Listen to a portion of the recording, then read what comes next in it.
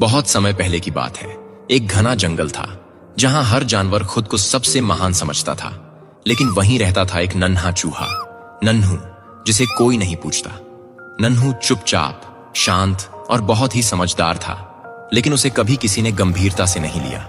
वो जब किसी की मदद की कोशिश करता तो जानवर हंसते और कहते, तू क्या कर पाएगा? एक दिन जंगल में हड़कंप मच गया। राजा हाथी, जंगल का सबसे बड़ा और ताकतवर प्राणी, एक गहरे दलदली गड्ढे में गिर गया।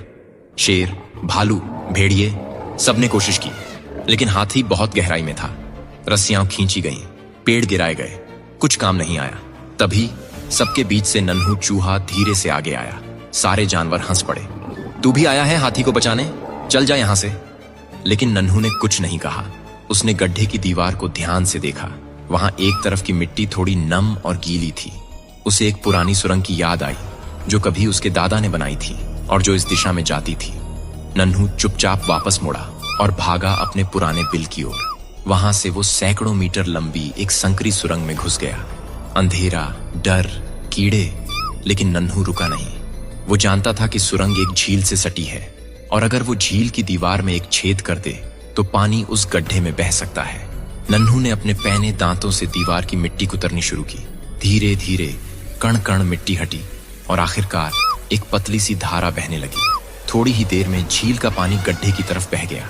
पानी ने गड्ढे की एक तरफ की मिट्टी गीली कर दी और कुछ ही देर में वहां ढलान बन गई। हाथी समझ गया, यही मौका है। वो धीरे धीरे अपने भारी शरीर को उस गीली ढलान पर चढ़ाता गया और आखिरकार बाहर निकल आया। सारे जानवर हैरान थे। शेर बोला, ये कैसे हुआ? हमने तो सब कोशिश कर ली थी।